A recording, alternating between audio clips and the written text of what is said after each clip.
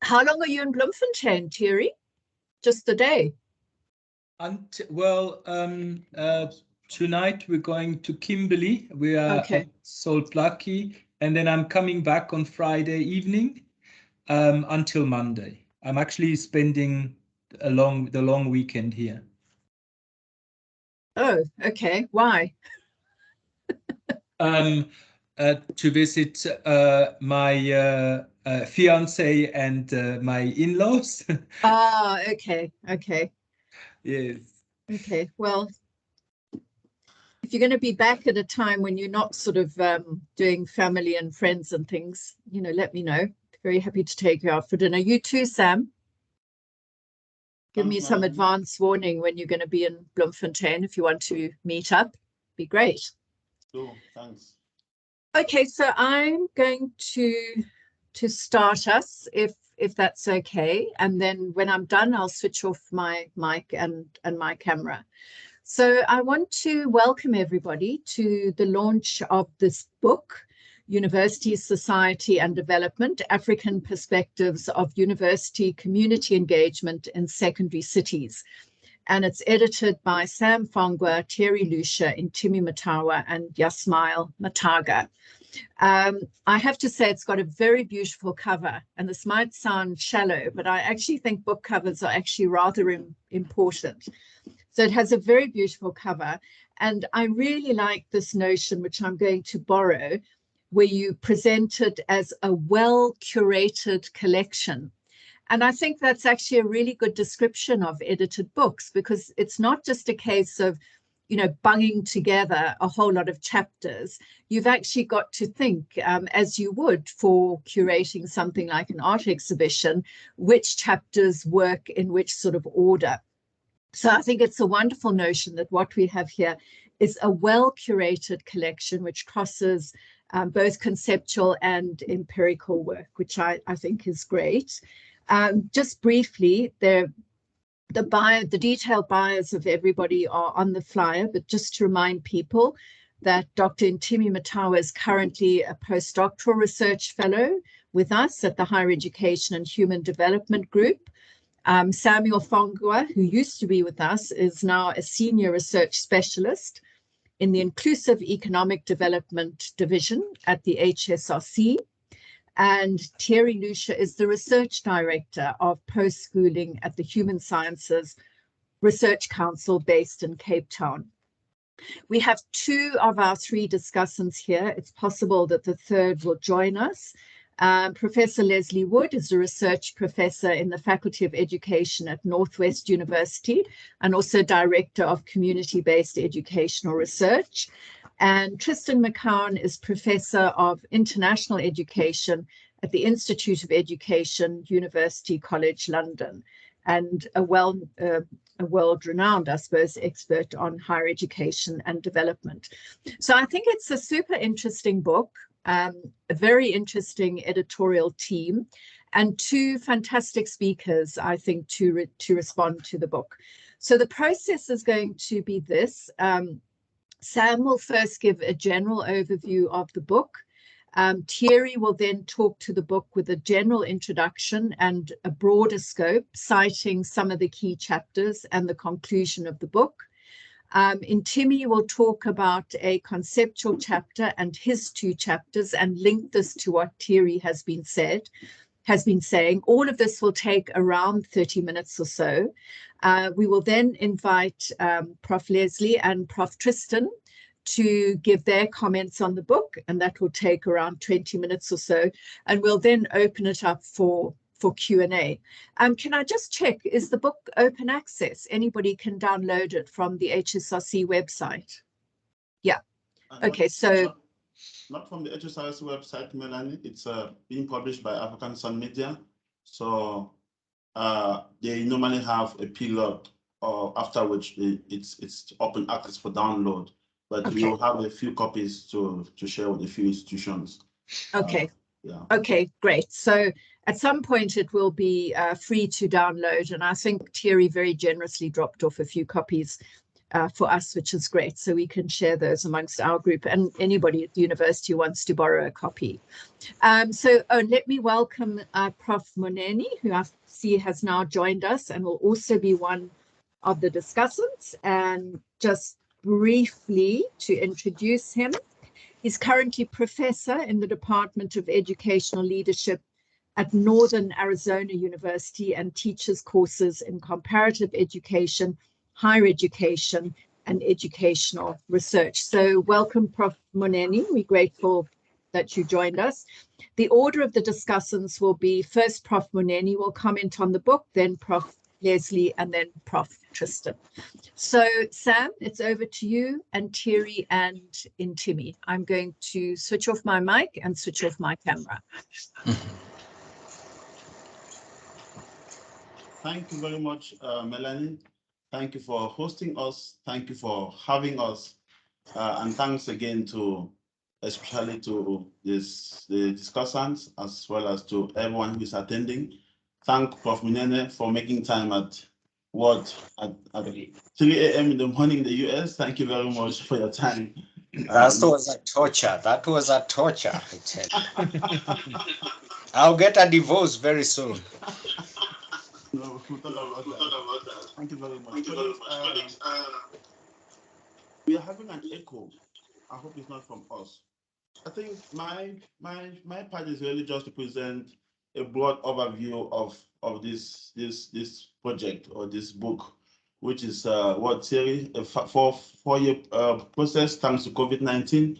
So really, this is a collaborative endeavor that started with the proposal after the meeting of our then CEO, Prof. Sudin, and the then Deputy Vice Chancellor, Eunice Berlin, at SARChI-HEHD University. And the idea was to come together for a couple of reasons. One was capacity development, but also for research. And then Thierry and myself came together to do this proposal for the NRF, which now brought the funding we needed for the project. So the book process was really a parallel process to the research proper, which we were doing as part of the NRF funding. Some of the findings we'll be presenting tomorrow in a quite big workshop that is taking place, knowledge sharing workshop in Kimberley tomorrow. But then the idea of the book was on maybe 2 or 3 counts. The first was the issue of the fact that being a new university, SARChI-HEHD with new academics, some of them really in the early years of their career, to say community engagement seems to be happening. The university is there, the community is looking at the university is busy with the community. But most often, we don't get to translate some of the work that we do in the community into into scholarship. And it ends in a project report or so. And so the question was, how much of that is sitting in SPU, and can that be translated to what we now have in the form of this book? So that was the first thing. The second thing was the fact that community engagement from the work that we have been doing over the past years was a little bit conceptualized quite broadly. And we didn't want to narrow the conceptualization necessarily as Melanie has picked up in the way the chapters have been curated, but to begin to engage with this new university who is supposed to, what we are doing in another project, being perceived as an anchor institution within Kimberley, within the Northern Cape province. And what are the nature of the engagements between the university, the community, and the community defined as government, as business, as industry, as civil society. And so we were trying to capture those dynamics there. And so then the next thing, so we have a range of chapters looking at work integrated learning, at service learning, at community engagement from a very participatory approach, Prof. Mataga's chapter, student engagement, the chapter from Kenya, and a bit of touches on that in his closing chapter. But also very important is the recognition that most of this kind of work has been done in primary cities, in our Cape Towns, in our Joburgs, and not much emphasis has been done to what we now describe as secondary cities, which is not a new concept. it is there. And so begin to understand what is the relationship of the university within a particular kind of context, which reflects most of the African context, which largely secondary cities in a broad range of definitions. And so we were looking at this kind of relationships across the different contexts from which the chapters are written. So that was the one aspect. But then the other aspect was the fact that most of the work has also been published really using Western conceptualization from the global north. And how can we begin to, and that was a very strong comment from one of the reviewers of the book, how do we make the work that we are trying to make, Africanize it in some sort, which really was not our initial focus. And so we had to go back to say, how does this work speak to the context in which we are researching, the African context? How does it speak to our epistemologies? How does it speak to the way, the knowledge we are trying to get? And that came across in a number of the chapters. So the focus became somewhat within the African context, but also within the secondary cities, which was not, as I said, an explicit attempt in the first place. And so much of the work that has been done by the OECD, by GUNI, has really kind of missed this focus, which we tried to bring from a South African context, with the number of chapters from Kenya, from Tanzania, from Cameroon, as well as from South Africa. So that was the second part of the work. And then there was the issue of how do we now, having these chapters, the point Melanie made, some of it came up intentionally, but actually some of it came unintentionally because some of the authors had to pull out from their chapters due to ethical reasons, project constraints of the project. So the book now gets into trying to map out the chapters we had across three main sections. So we have the first section that speaks to what we want to refer, or we have referred to as conceptual, the conceptual section, where we have 4 chapters reflecting on different conceptualizations through which we can look at community engagement within the secondary city, within the African context. And of course, we bring in, and Ntimi will speak to that, to our chapter with him, in terms of how we map out the different conceptualization of community engagement, but lean towards or propose a more multidimensional approach to community engagement. And what does that supposed to mean? The different aspects of community engagement that speaks both to scholarship, but also speaks to the development, human development, and even the economic development of the communities within which community engagement is taking place. And then we move to the next 2 sections, which one section is really case studies around how community engagement is practiced at particular institutions. But then the second section before the closing chapter looks at particular initiatives or interventions within institutions and how these interventions are conceptualized. What is the process of engagement? Who drives the engagement? What are the power dynamics within this kind of engagement? But what does it mean for the communities in terms of providing them the multidimensional development that we speak about in the second chapter?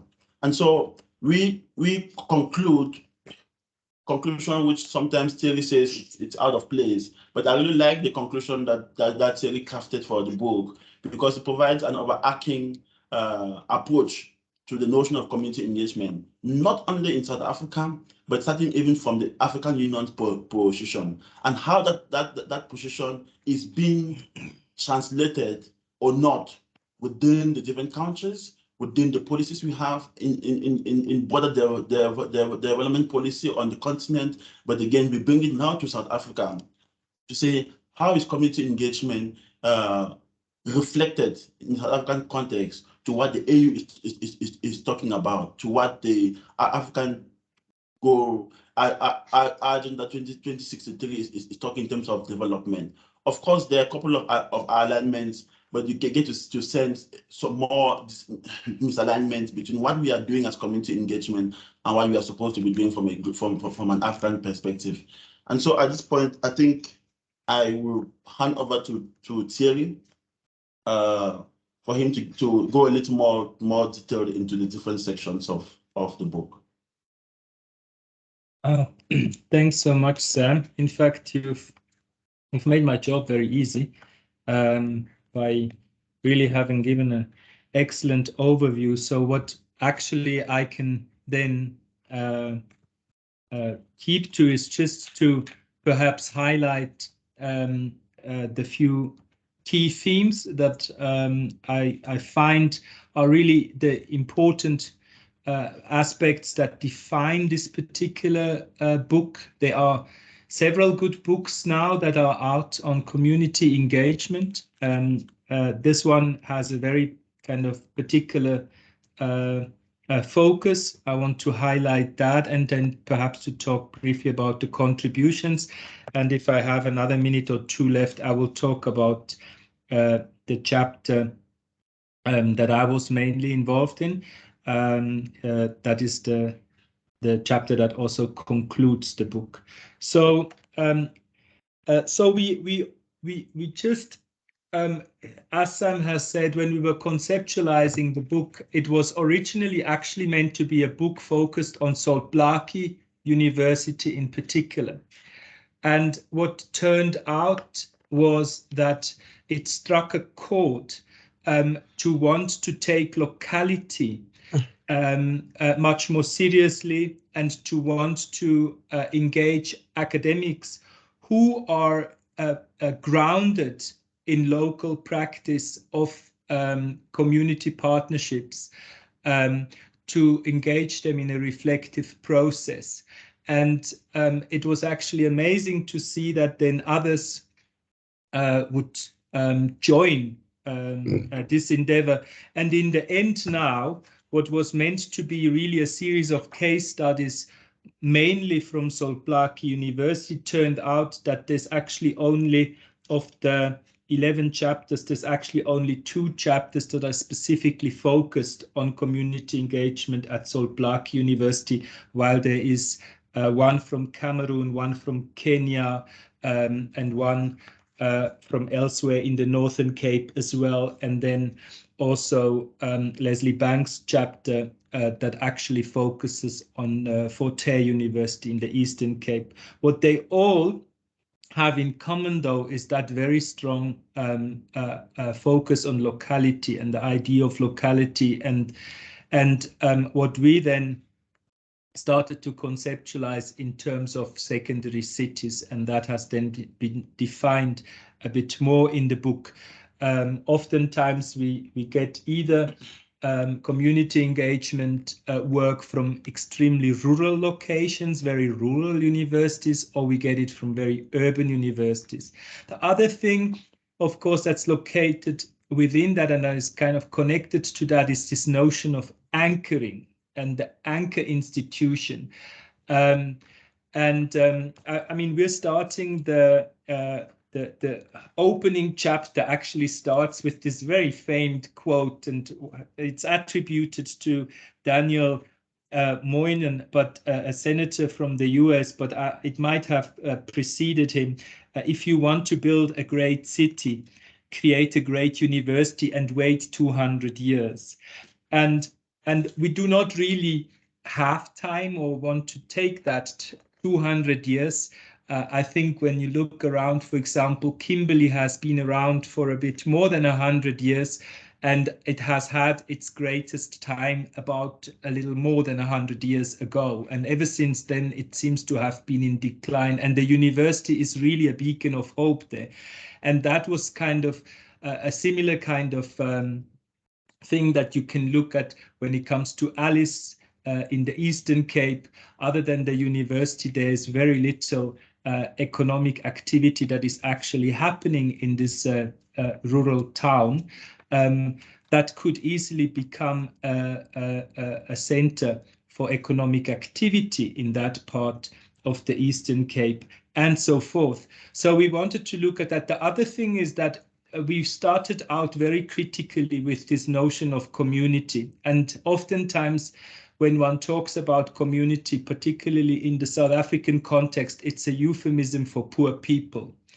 and we didn't want to confine ourselves to an understanding of community in that sense, but we wanted to think of community more broadly as partners that the university reaches out to, which includes, of course, disadvantaged communities, township communities, rural communities, but it also includes industry and, very importantly as well, government. But they are fascinating chapters, particularly, for example, the chapter by Jasmael, Mataga, Sabata, Mukai, and Lesejo Marumo that talk about language development in the Northern Cape, and it's actually one of the chapters that comes from Sol-Plaatje University, and that has precisely this extremely rich, grounded, and reflective flavor that we've been looking for. That aside, now the conceptually, I don't actually think that the book makes any specific new conceptual contribution, other than that it emphasizes, I think, where the debate around community engagement has been going in the global south, and particularly in Africa and the southern African sub-region, which includes, of course, precisely the anchoring concept, but also other things which Ntimi is going to talk about just now. The second thing is the key contribution is empirical examples around the integration of community engagement with the other core functions of the university, and that's teaching and learning and research, of course. And I just want to say it again. I think what is apart from this more conceptual approaches, what I find really inspiring, and I think it's even mentioned somewhere in the book that is one of the purposes of it, the inspiring nature of some of the practical case examples as well, that shows how indigenous knowledge through community engagement practices, community research, partnerships with universities and so on, can actually directly impact and also give the university a much stronger groundedness in local knowledge and let it perform that function of being a repository of knowledge and developing, moving upstream as well when it comes to culture but in a way that does not contradict the local culture and the local knowledge available. So if I may just very briefly, maybe for a minute, the last chapter is kind of a bit an odd chapter, because unlike the others, which are either very strongly conceptual, a bit normative as well, or very strongly empirical, this is a chapter that kind of like is more up my alley, as having had a training as political scientist, in that it looks at the policy architecture on the continent for community engagement, and tries to kind of trace it top down, and finds that, when you look at higher education related pronouncement in development policy on the continent, that community engagement and the developmental function of universities features actually in very patchy ways. It is as only when you get closer and closer to actual higher education policy that you can find that there is a deeper engagement and some policy guidance and steering around how universities are meant to actually engage in this function. I think it was probably a great coincidence that at the time when I was drafting this chapter, we had just completed for the Transformation Oversight Committee in South Africa the report called The State of Transformation in South Africa's Public Universities, which is still embargoed.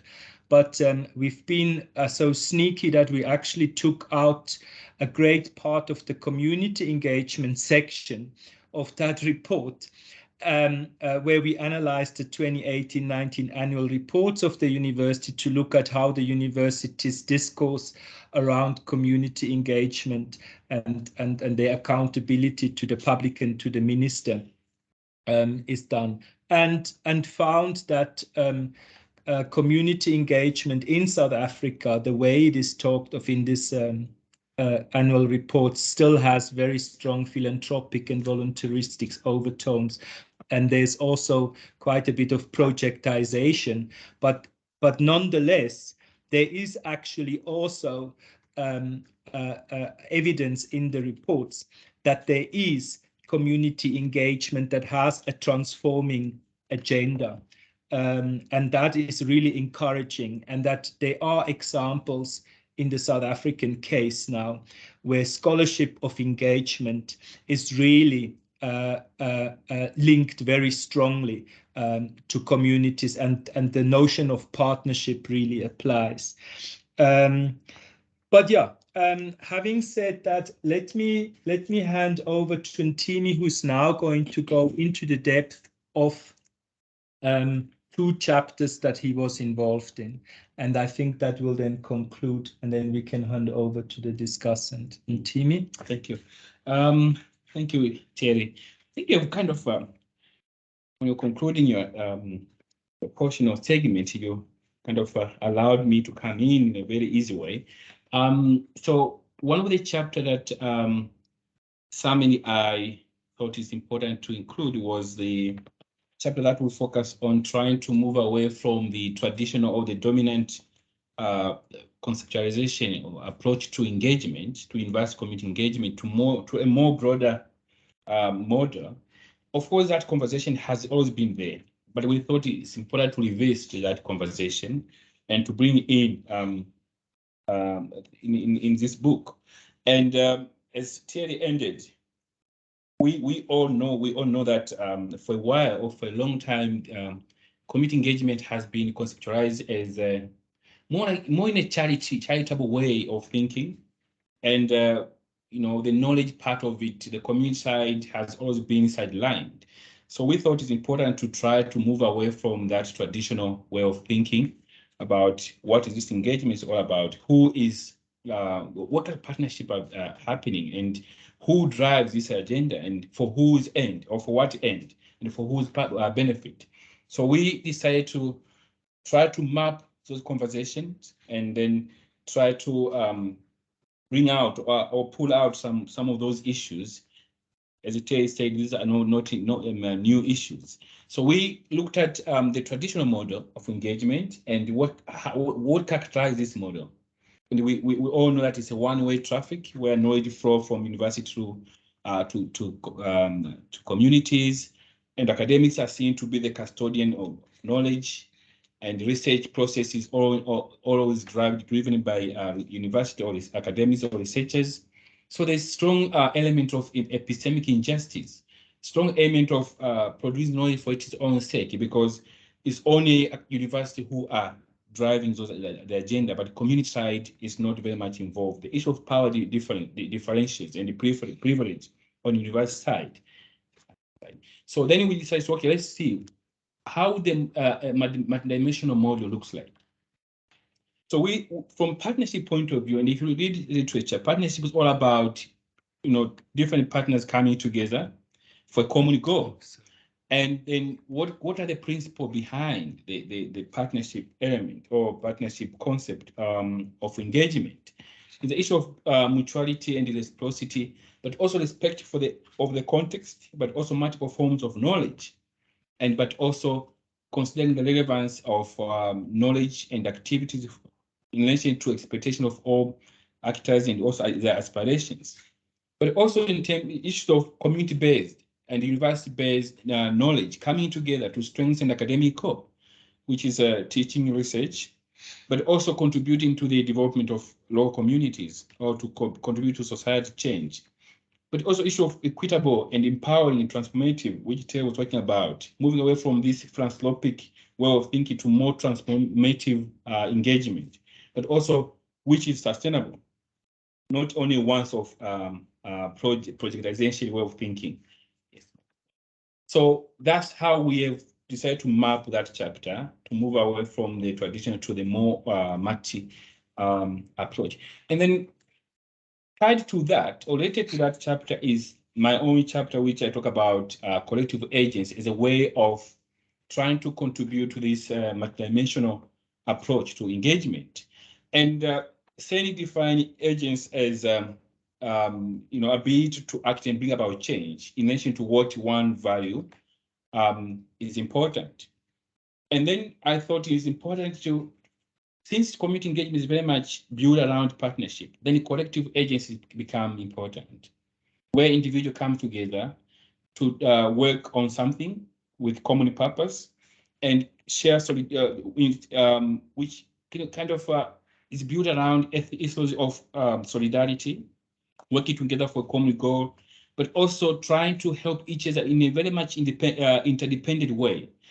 That's agent, collective agents. And at the center of agents is about how, each partner in community engagement contribute in decision-making, choices, but also power sharing. So, and when I was talking to some, writing this chapter, we thought collective agents does speak to elements of Ubuntu, issues of Ujamaa, which is very much concept of used in Tanzania, which is about togetherness. But also, if you look at South American concept of extension service, which is very much strong in South America, is about solidarity and working together for common goal. So we thought that that concept of collective agents does speaks a lot to those elements. Yeah. So when I was looking at this chapter, I thought some of the most important questions to ask is who initiated the partnership and activities involved, and how issues of choices, decision-making, and power are navigated or negotiated. But the question is does mutuality or do mutuality and reciprocity do exist in the community engagement partnership? And that's the question I'm trying to respond to this chapter. And if you look at some of the empirical data I'm bringing in, still universities have more power over communities. And those are some of the issues you're looking at. Still issues of mutuality and reciprocity do exist. However, in practice, they don't take place. So one need to be thinking about how do we move away from having a partnership which on paper do speak about a mutual relationship and reciprocity, but in action or in practice, those issues don't take place. So if you bring in collective agents, you begin to have partnership which allow university and community partners to act and bring about change in a very collective way, but with solidarity and with respect towards change. However, as I said, we need to move away from using this concept in a kind of lip service to be more of intentional and entrenched in our activities or in our practice. I'll just give you two quotes which kind of summarize some of these tension and complexities. So from my empirical data, these are some examples from academic, from one academic and from a community member. When you say, my concern is that, that's an academic, it's a lecturer. My concern is that we keep going there and give, but there's no change happening. I've seen so many projects being done, but I think communities are not fully involved when we are trying to help them to address issues. They think we are just there to help and give them whatever is available. So you can tell that there's no involvement or active involvement of actors, especially community side. But then the community members say one of the reasons we cannot extract the benefit is because we cannot communicate and tell the university our problem. But you can see the way that sentence is framed. That community member thinks that it is their job to tell university their problem, but there's the lack of collectivity. There's lack of coming together to discuss what it is that we want to do. How can we do it? So those are some of the issues that I'm trying to interrogate in this chapter, but they do speak to some of this conversation we've been having and what the books are trying to engage with. Thank you so much, Steve. Okay. Okay, thanks very much to Sam, Thierry, and Ntimi. You've provided us with a lot of really interesting food for thought, and I'm sure people already have questions in mind. I'm now going to invite Prof. Munene, followed by Prof. Lesley, followed by Prof. Tristan, to provide their responses and ideas on the book. So, Prof. Munene, would you like to kick us off as the first discussant of the book? Yeah, thank you very much. Thank you. For the opportunity, and thank you, Ntimi, and thank you, Fongwa, for having me wake up at 2:30 a.m. But we'll deal with that at another time privately. Now, thank you for the well-written and well-articulated book. In fact, when I got the book and when I got the invite, I said, oh God, this is another task being assigned to the universities, as if universities do not have enough on their own to do, and as if they have already done well what they are supposed to do. So we have another task being assigned to university community engagement. It's a buzzword we always hear. But then as I went through the book, I came across some interesting reflections and findings. It's a bold move in that the concept of community engagement is articulated by usually politicians and policymakers, but the practical manifestations at the institutional and community settings is rarely envisaged by politicians and policymakers. And so one of the strengths of this book is that it gives us the practical dimensions. What does it mean for students? What does it mean for academics? What does it mean from the community outside the whole policy dialogue that takes place at higher levels, in fact, including administrators. In foregrounding the work, there is an inherent view that community engagement is a counterweight to excessive internationalization, because that's what we hear nowadays. Universities have to be international engagement, international reputation, okay, marketization, they have to generate revenue, and they have to compete amongst each other. Community engagement enables us to see the value of decolonizing the academy, which is inherently Western. For a long time, the academy has been Western, and especially in Africa, to also consider social justice issues, okay, relevance and the impact of the work we do in the university. So I think this is one of the revealing, and that is clearly articulated in foregrounding of the book.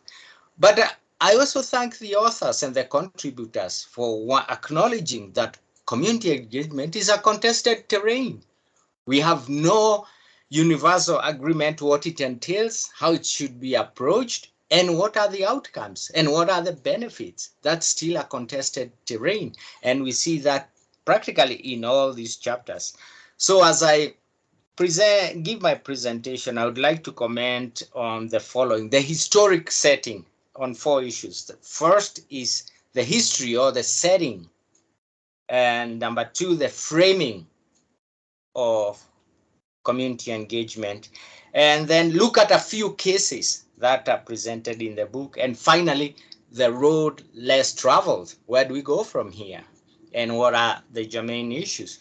So if we look at sorry, I didn't prepare slides, but if we look at the setting, is that the book begins with a call and articulates that community engagement and relevance was a subject discussed at independence, and there is a quotation on Nyerere, Nkrumah, and the AAU, Association of African Universities, which really, and the politicians really called upon universities to be engaged and relevant, because these are expensive investments.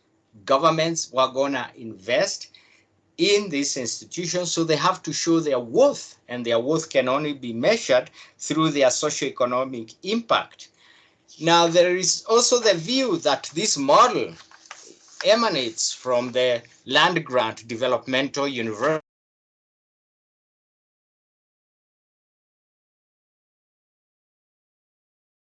We've lost your sound.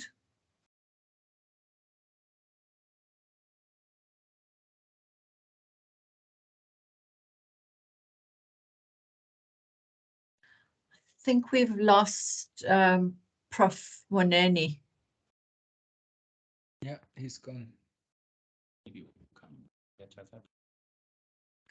Okay, should we go on with Prof. Wood, and then if he manages to get back online, he can continue after her. Is that okay? Mm-hmm. All right. Prof. Lesley, do you want to take over, and we'll wait and see if Prof. He's Munene... coming back now. I see he's in the lobby. Oh, okay. Can you hear me now?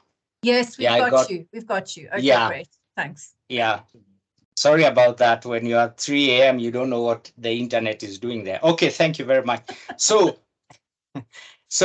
the whole notion that the universities at independence need to be developmental university. And this is a model from Europe, from Asia, and especially the land grant universities in the US.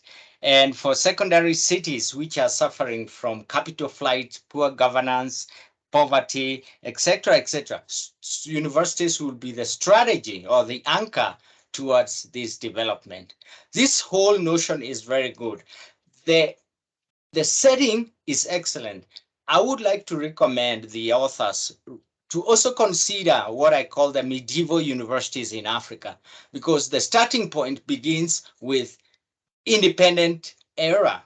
But there is medieval university, and these are mentioned by the chapter by Njeru and Katiwa.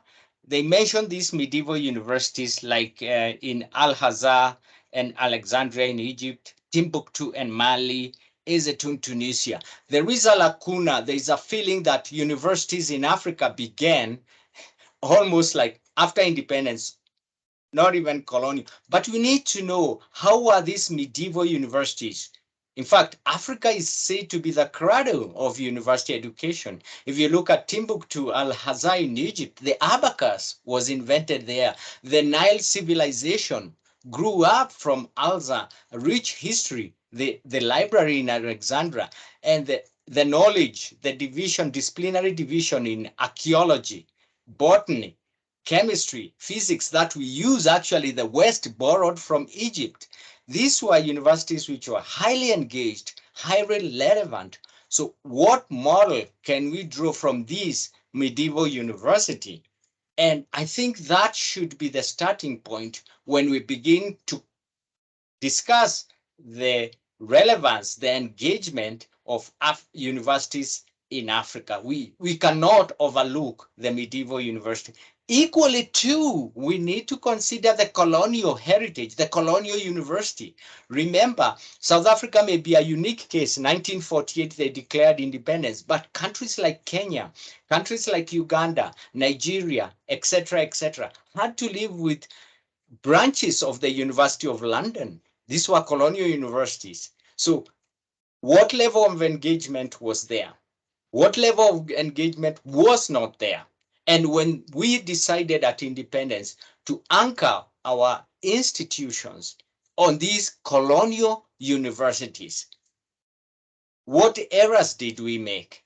Because that has to be the basis for me in looking at the framing, is that we go back to history and look at pre-colonial university, the medieval university. We look at the colonial university and then begin to assess the impact through the developmental universities in the 60s and 70s. So to me, that is in very, and as we do that, we ought to address I always say two things. Do we have African universities, or do we have the university in Africa? Okay, because that has implications on what we mean. Because for many is that really we don't have African universities. And I would like here to remember the late Danny Nabudere in Uganda, he was trying to establish the authentic African university because he argued that what we have is the African universities. And because we have universities in Africa, they tend to borrow models from the West and models such as how do we engage, etc., etc. So the whole notion of universities in Africa and the African university need to be clarified when we do the settings. Otherwise, it was an excellent chapter in foregrounding and setting the pace of framing community engagement. Now, in addition, in the settings, there is also the detailed exposition on moving from narrow conceptions to this multidimensional framing, which is another excellent chapter which links to the famous book, and I have a copy here. It's called what? Yeah, Ernest Boyer, the Scholarship Reconsidered. It's quite a classic book, and this, I don't know where you can see, it's frames that we move from the traditional teaching, learning, and research, and go to broader conceptualization of university work, scholarship teaching, scholarship of discovery, application, and integration, such that we become less researchers and more scholars because we are engaged. And that is fine. That is Ernest Boyer's thing. And I think the chapter really did an excellent job in addressing that. And the models discussed are quite excellent, from charity work, like they do it at Kenyatta University, Kenya's second largest university. They have a charity mission, to even more sophisticated work, like that being done in South Africa. And Lesley's chapter was very good in that, some showing Anchor City, especially Wits University. But the issues still remain, which we would like to see a more engagement, is that there is a dilemma when you have universities engaged to the extent that academics seek to empower people. And I remember in Kenya is a classic example where in 1977, Ngugi wa Thiong'o, Kenya's foremost writer, was so tired of just teaching university students, and he decided to launch a community theater where he conscientized the mass. And it uses Paulo Freire's praxis model, okay? And it was so successful that the community, the rural community there, would come and take part in the community theater, critique what is happening. And at that time, Kenya was a one-party state. Now the state could not have it. What happened? He was detained, imprisoned. He was fired from the University of Nairobi.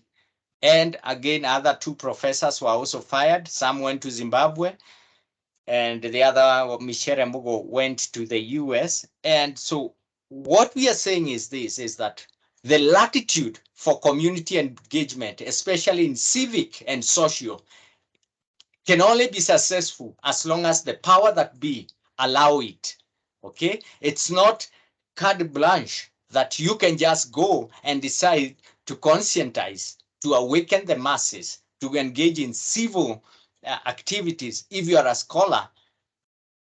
If you cannot do that, if the political authorities do not permit that, do not allow that, and perceive you as a threat. So that is a very serious constraint, and especially for those participating in social justice, those who want to participate in political awakening and conscientization. So again, that is a constraint that universities have to live with, that powers that be create the latitude through which we can engage. Now, integrating also this scholarship of engagement, as we have said, is also problematic for institutions, in the sense that how do we integrate it to what faculty do? Faculty evaluation, I know it has been discussed somewhere else. How do we evaluate it? Okay. And for example, is there development program, there is an assumption that we are going to be engaged, but our doctoral training especially do not prepare us for engagement. We just do research and we want to teach in the universities. And the nature of university life sometimes, okay, short term, okay, semester based, cluster, okay. So all these are nuances that need really to be addressed. And within the African context, how are we going to do it? Okay, these are challenges that are imminent. And there is a writer I read about, he's called Stryer. He said that what constrains community engagement for scholars and for universities is that institutional tensions, conflicts of interest, bureaucratic constraints, poor planning and implementation, lack of an ongoing evaluation processes, competition over resources and recognition, stakeholder differential knowledge and experience, value clashes, mistrust, and frequent uncertainty about the viability of community engagement. So all these are issues and challenges that really lead to questioning whether how well and how viable is the goal of community engagement for universities. Now, I liked it in terms of cases. I liked the chapter, and I was really impressed by this chapter on Anchor Institution by Lesley Bank. And it shows how within a single country, you can have two contrasting visions. On one is a historical institution, Thierry University, which also trained among Kenya's post-independence leaders. They are graduates of Fort Hare University, and they are very proud of it, of its heritage and what it did to them. And then we see how the university would want to retain its historic place by not being engaged overtly with Ali City that is in decline, because that will erode its reputation. Okay, so that is one dilemma that institutions have to face, and that is a historic. The other one is Wits University, which would like to be a hub, an incubator, but it's captured by IBM. And to me, this is where the dilemma lies, because IBM has the resources, but by doing that, it ceases necessarily to be a local issue or locally engaged, but more serving the interests of metropole. I remember Mazrui called the African university, the new African universities, as multinational corporations. They like local contacts. So even when they try to be engaged, like Wits' case, it's captured by an international organization. So it becomes part of the multinational corporation and less engaged, though the idea is to improve the locality. And to me, that was very illuminating and quite revealing. So what we say from there then? We have the whole state of also universities having the colonial baggage, in that they are unable to shed this colonial baggage such that even an international partner coming in, it's easier for the university to get in bed with the international partner while espousing the notion of engagement to improve the locality. And perhaps one of the dilemmas is once you engage an international partner, the agenda shifts. Okay, the goal shifts. So I think this chapter to me was so revealing, and it reminded me of the dilemma we are having in Kenya. Kenya, we call it the Silicon Savannah. The government is developing a savannah. It's called Konza Technopolis.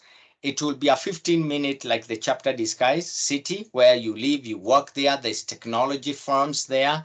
There is all sorts of training, but yet none of the premier universities, none of the universities in Kenya is involved in this. So we see, even when we talk about improvement in some countries, universities are not taken seriously as a partner for engagement in the improvement and renewal of the city. Now, this chapter has a strong calling for universities to assist in urban renewal and transformation for secondary cities which are in decline. Yet, the opposite is true in Kenya, in that the government has taken initiative to do it, minus the university, okay? And decolonizing the academy is an issue that this chapter raises.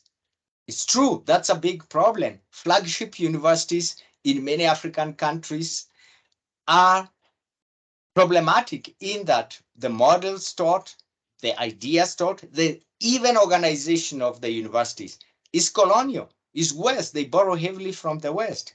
So if you can't decolonize the academy, how are you gonna engage with the local community? So that's a troubling issue that this chapter reviewed. The next one was the other case was the Kenyan one at Prof. Strathmore. Munene, I'm really sorry to interrupt. I'm just concerned that we might run out of time before we hear our other two speakers. I think we're absolutely fascinated by what you're saying, but I wonder if we can ask you to wrap up so that we can hear from Prof. Wood and Prof. McCowan, and then we could always come back at the end if you've got further questions. So okay, my apologies. I thought I was only 5 minutes done, but anyway, thank you. I'll wrap up quickly. Thank you very much. In this chapter about Strathmore and service-based learning, there are other issues we could ask, but I won't go into detail. Let me finally look at the chapter by the case by Ntimi. Ntimi chapter is equally good. Is the issue that I think this chapter elicited was the impressive nature compare and to contrast with the other one is that this one captured the voice of the participants and how they are voiceless, how their perspective is not taken into account, and the other chapter looked at the students. Now, these two chapters also provide us with other perspective of development. I'm gonna stop by looking at raising the following issues. Number one, should universities be assigned more roles if they have not effectively mastered what they are meant to do in the first place, teaching, learning, or research? Because that's basically what universities are established to do. And they have not even done a good job. And particularly, we have teaching universities, we have research one universities, especially we have classification on universities. But now we come and demand that all universities should have this additional issue of engagement. Okay. Now, also the discrepancy between aspirations espoused by politicians and policymakers and the practicality on the ground, that what universities do, what the university can do, the resources required, the organizational framework for community engagement, and also institutional isomorphism. That is a big issue because as academicians, we are loyal to disciplines, we are loyal to our colleagues, but sometimes institutional drift sends us to be with our colleague, to do what we are trying to do rather than engage in community engagement, okay? So institutional drift and institutional isomorphism are a threat, and that is why maybe we are seeing all these issues about engagement, okay? Now another notion finally is universities as organized anarchies. Somebody said education institutions are organized anarchies, okay? We have no similar goals and values. Everybody in the university, professors and lecturers, scholars have their own goals and values. Administrators are bottom line inclined. Okay, students want to graduate and go, not to be engaged. So we don't have similar goals. Number two, technology is unclear, or in this case, what do we do with engagement? It's not clear. And thirdly, participation is fluid. Students come and go. Researchers come and go. So when we have organized anarchies, it begs the question, how rigid, how rigorous, how well can we be organized? Thank you, and I'm gonna go now to bed. Paul. Thank you very much. That was excellent. Lesley, over to you. Okay, thank you. Maybe I sent you a slide. If you could just put that up, please, Trini. I haven't got a whole PowerPoint, but that's quite a hard act to follow. But I think some of the things I'm saying is really, speaking to that, perhaps not as eloquently as Prof. Munene did, but I promise you I will keep to the time allowed. Okay, so who am I? I think it's important to introduce myself in the context I'm coming from. I'm a community-based researcher, that's my field. Working out of a very traditional, conservative, or historically conservative university in a secondary city in Potchefstroom, and with all the sort of historical ideologies that go with that. So we are struggling, like many universities in the country, how to find ways to redefine ourselves, to get, sort of to be able to do community engagement. And I think that's the issue. We're very much focused on doing community engagement, on meeting the policy mandates, instead of taking a step back, as I think Prof. Munene was saying, and say, look, what are we doing here? And how do we shift the architectures of knowledge before we rush out into the community and try and, bring around social development by doing for people or with, instead of really understanding ourselves. We have to do that first before we rush out. And I just chose this slide. This was a sculpture on the beach in Barcelona. I happened to be there at the UNESCO Higher Education Conference, and this really spoke to me. It was a good metaphor for what we're doing now in community engagement and higher education. These are very, very heavy, big bronze figures. And to me, they could represent the faculties. They're extremely heavy. It's very difficult to shift them around. They're supposed to be talking to each other, but they're actually all working in silos. And it's very a hierarchical, competitive atmosphere that we're working in. And some of them even have their backs turned to others. So they are also in a cage. They're separate from the community that we're supposed to be serving, the real kind of ivory tower idea. And the people outside are just looking in and really, we don't know what they're thinking. And each person there, I think, is so convinced that their own knowledge and expertise is correct. Now, how do we shift that? How do we start shifting these architectures of knowledge? So I'm drawing from Stephen Kemmis's idea here of the architectures of practice. And he says that practice architectures, and the same with knowledge architectures, are made up of three arrangements: cultural discursive practices, material economic practices, and social political practices that all hang together to create a particular environment which either enables or constrains particular practices, such as community engagement. And to shift those architectures of knowledge production in higher education, we need to bring about changes in those areas. So I just want to talk about 3 points that kind of stood out for me and resonated with me as I sort of went through this book. And I must admit, I did not read every single chapter through. We didn't get it in time. But I think the 3 points, and I think they speak to the things that have been explained before as well.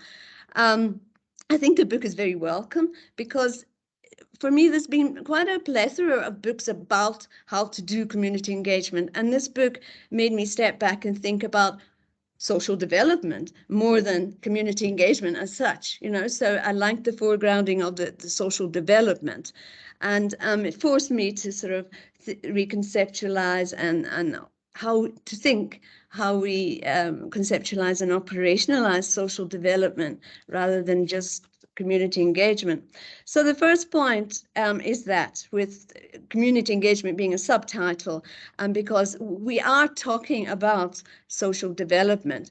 And for me, that is understanding how to improve the capabilities of people. And now here, I think I'm speaking Melanie's language we're not just going to do for people. And I think that's what's happening at the moment. We haven't shifted our own paradigm, so we rush out and we say we're doing partnerships and so on, but we're actually just defaulting back into, you know, if you want to improve, this is what you should be doing, albeit maybe using participatory methodologies. So how do we really understand how to help people improve their own capabilities so that they can choose whether they want to, how they want to develop and what. And I think, and excuse my pronunciation, but chapter 4 in Mccowan reminds us of the mandate of higher education in South Africa, which is transformation and redress. But how often is the social responsiveness to meet that mandate just mere rhetoric? And I liked his idea of the thin conception of higher education, where we use our knowledge and resources to go out there and solve the problems, our expertise, assuming that that is the best way to solve problems, which of course that doesn't work. It's ameliorative and it's not sustainable. We leave the community more or less as we found it. And then his idea of the thick conception, which forces us to start with ourselves, because higher education is a problem. We are thinking in a certain paradigm, and the argument is how do we need to shift that paradigm and change our ways of doing and saying and relating and develop new practice architectures. And the second point is sort of emanating more from chapter 5 with, I think, is it Che or K and Ba brought up. And to me, that speaks to knowledge democracy. The issue of the convergence of knowledges. Knowledges for change, that's what we should be aiming for. At the moment, I think we're just producing knowledge for knowledge's sake, to play the game in many areas. And that indigenous knowledge or local knowledge should be a starting point. We cannot impose our ideas of development on others. And if I give you an example here, I was lucky enough when I was in Colombia to go to the lost city in the Tayuna region. And there's a group of indigenous people called the Koji, and they're really still living on the same lands as they have done for hundreds of years and living the same lifestyle. And it's a protected region now. And they keep themselves isolated because they value their way of life. And they don't send their children to school down in the nearest city because they say they learn to forget when they go to school. So in this time of crisis for the planet, who are we to say that perhaps their knowledge and way of life is not superior to ours? Why should we rush in and our initial response is, but we need to, you have to send your children to school, you have to develop. Do they have to develop? And I think that's what that chapter made me think about. And we need to learn from indigenous ways of being rather than rushing in and imposing our own understanding of development. The African perspective is always foregrounding Ubuntu and ways of really respecting each other's knowledge. And we have to recognize the value. And we also need to restore pride in it. I think that was part of their argument. But while still being open to learning from other knowledges, the university's knowledge, if it is helpful. For instance, this Koji tribe, they do choose to select few men to send down to university to learn about law, because they have to have somebody to protect their land rights, somebody who understands them, and a few to learn how to practice medicine to keep their health right. And then the third point is the chapter from chapter 6 by Mtawa, which also introduced me to a new acronym. I think we have abundance of acronyms. USEP, University Community Engaged Partnerships, I think. And that was raising the issue of the mutuality and reciprocity and questions equality in relationships. And I think I agree with that. Can we actually, as we are operating now as universities, say we can have equal partnerships, especially with the communities that I tend to work with, which are the more so-called vulnerable in the terms that they have been impoverished, not through any deficit of their own. And can we really achieve any idea of equal partnerships until we as a university recognize the value of a participatory paradigm? Because most forms of community-based research, as I said, start with doing. This is how you should enter the community. This is how you should gather data, analyze it in a participatory way. But we need to go back and start with the philosophy of science. We can't operate continue to operate just from the paradigms that we know, but the participatory paradigm, which is grounded in relational ontology and an intersubjective critical epistemology. And that's shaped by values for the common good, values that both partners ascribe to. And until we understand that, we will just rush in and develop people as we see fit. And several chapters in the book highlighted the importance of this relationship and understanding and shifting before we rush in and do the research. And I just want to quote here from chapter 7 by Chris and Peterson, because it kind of spoke to me. They're arguing that a renewed transformation agenda needs to go beyond looking at decolonizing the curriculum and teaching and bringing on access. Those things are important, but they say to be transformative, a university needs to ensure that the ways in which academics teach, research, and engage with societal challenges will contribute to shift long-established structures and practices of inequality and promote inclusive and sustainable development, particularly at the local level. So again, as I heard Prof. Munene saying, we need an engaged scholarship. We can't work in silos anymore. And we must understand the knowledge cultures in which we are wanting to engage and operate. And that includes understanding our own first and making that shift. So just to conclude, I think that excerpt from Chris and Peterson sums up what I wanted to say today in relation to the value of this book for me. That we have to shift the architectures of knowledge and higher education. We have to be open to a more participatory, transformative paradigm so that we can actually then practice community engagement that's truly democratic, grounded in authentic educational relationships. And I say educational because it's not just about education, it's about learning from all the time, continuously from each other as we engage and changing our own ideas on both sides, so that we can work to bring about social development that's good for people, that's good for the planet, and enables people in the end to live a life of dignity and hope through restoring their agency. And that's my story. So thank you very much. That's me.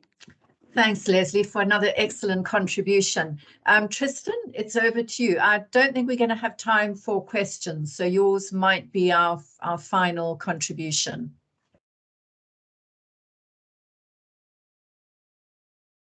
And thank you very much. And I'll try to be quite brief, also because we've had such fantastic inputs already, and the comments from the previous two respondents have resonated a lot with me. So I'll just say a few words, and it's a huge pleasure to be at this book launch of what is a really fantastic book, an important contribution. And I was also very honoured to be asked to write the foreword. I didn't actually, when I first saw the book, I didn't know of the origins in this project in Kimberley, which makes it very much more meaningful for me. And I think it's fantastic to see this organic relationship between a practical project and this intellectual work. And I think that's exactly the kind of thing that we should be doing now.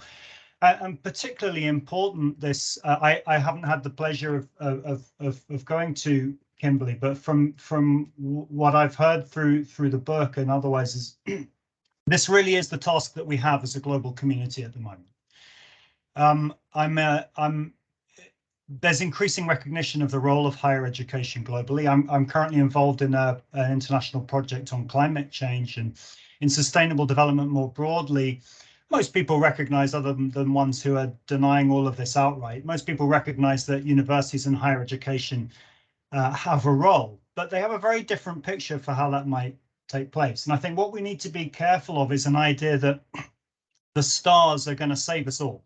You know, the star institutions, whether that's international stars, your Ivy League universities, or within each national context, a few star institutions are going to do it for all of us. And I think that is a very dangerous idea and is actually not going to solve the problem. Any of the very critical problems that face us as a global community. We need vibrant and thriving institutions in all different contexts of the countries and in all different parts of the world. Only then are we going to have a chance of the real transformation of our civilizational model that is actually going to save us from the environmental and social crises that save us. And I think this book is very much part of that task. There's been a lot said about community, university community engagement already. It's historically been a rocky road. The earliest European universities had very difficult relationships with their local communities, often resulting in pitched battles between university people and local residents. And town-gown tensions have continued over the centuries. Nowadays, at least, there's a lot of lip service paid to the importance of community engagement.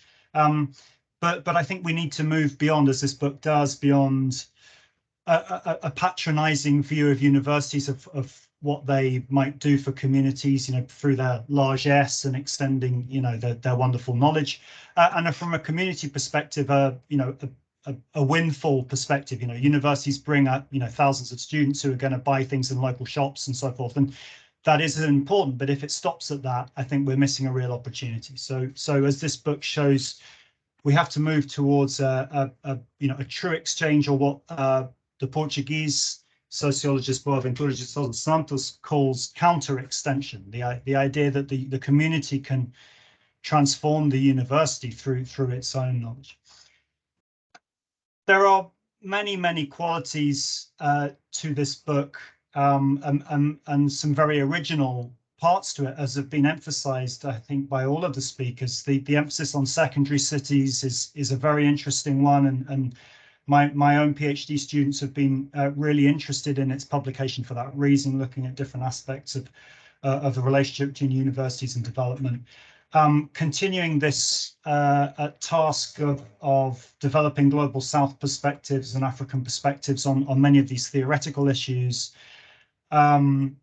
And we've heard extensively from different speakers about some of that historical background and the importance in the developmental university and so forth. And I think Latin America was mentioned once already. I think more dialogue between the African scholarship and Latin American scholarship and the distinctive histories is a really important thing that hasn't been done enough, actually. And I'd really like to see more of that engagement. Latin America has a really interesting tradition, quite a distinctive one that's different from the land grant tradition in the US. Of course, the region struggles. You know, the third mission, the extension, is always a poor sister to research and teaching, as it is everywhere. But nevertheless, have a very interesting and in some cases a constitutional requirement for that. That's quite different from other contexts. And another quality for me that is really crucial is that the book combines critique and construction. It's you know, there's a lot of critique. There's only a bit of construction, I think, when we're looking at reinvigorating higher education. And I think what we can see here are some practical examples that make us think and are also inspiring. I think it's important to bear in mind that we're in a very harsh and unconducive global backdrop for all of this. You know, the prevailing winds are really going against what this book is trying to achieve. And I think it's important to recognize that.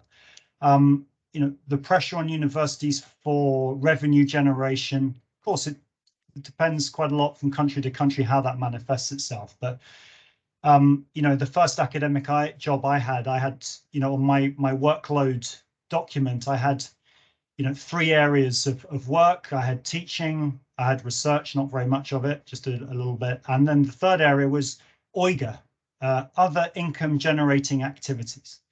So my time was not supposed to be allocated on exchanging with communities, but for seeing how much money I could get out of it, effectively.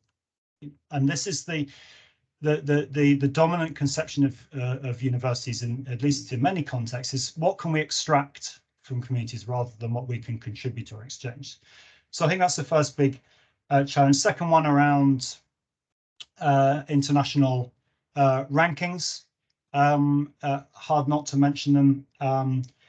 And as I'm sure we're all aware, very little of this is ever acknowledged in some of the gauges which at least set the tone for university conceptions of university quality.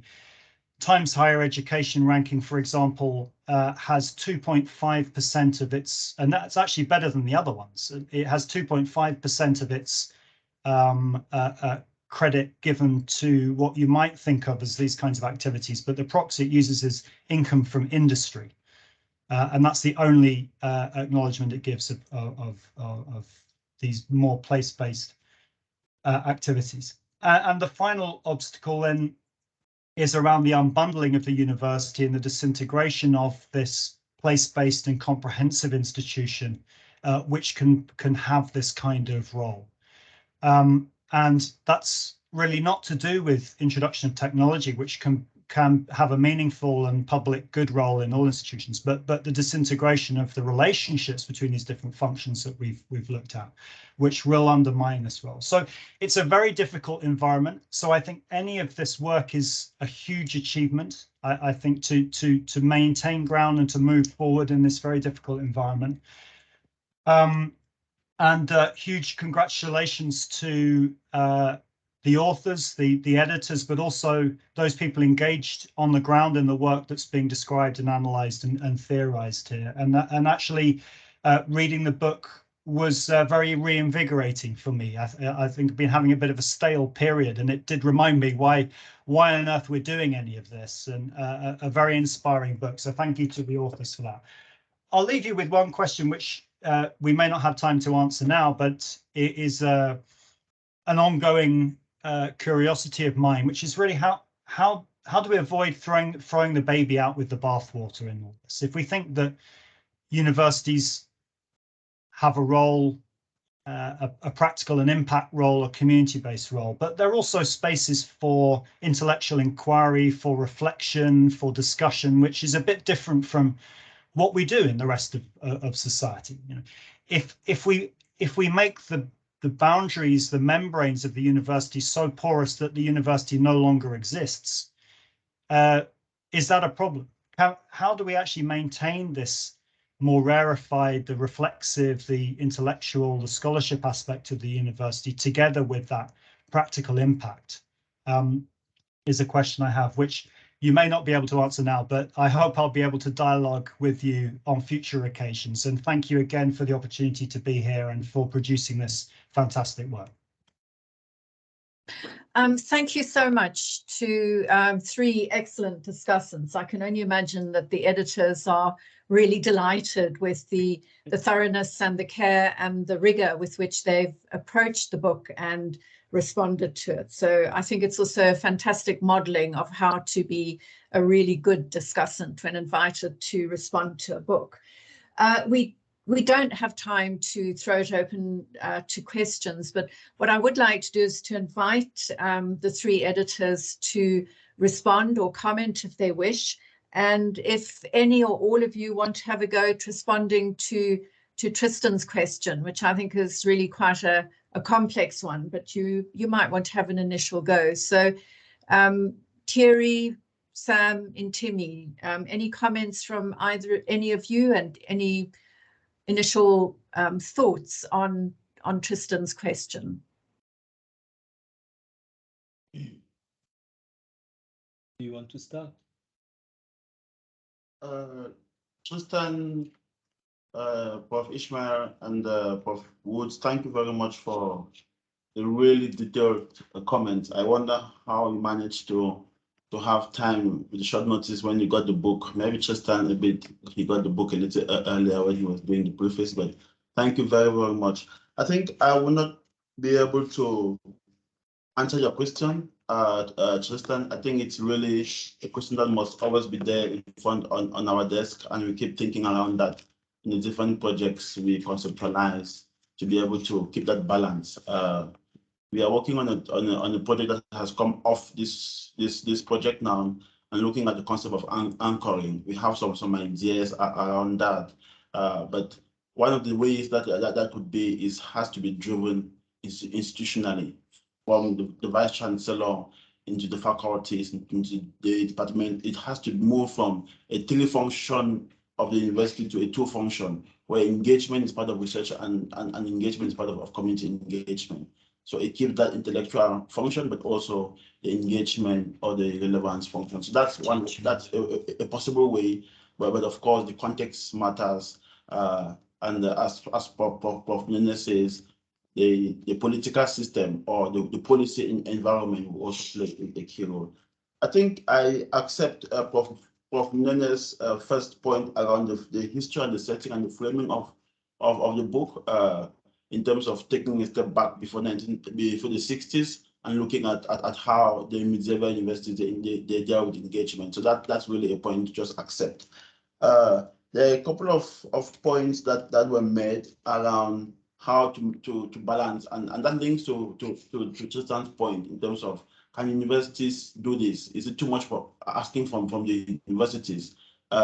So I think that's the issue of colonial baggage, and that was a point that we pushed us towards SPU, because within the South African context, SPU does not have that baggage. So we were trying to engage with the VC and top management and community. How are you negotiating this relationship without having the colonial baggage that the other universities might have? And so we have some sense from the interviews and the analysis that we have, which is not presented in the book, because that came after the book had gone for review. So that is something that we also want to, that we think is quite interesting. We might also want to look at even the University of Mpumalanga to see if there's any sense of the absence of colonial baggage.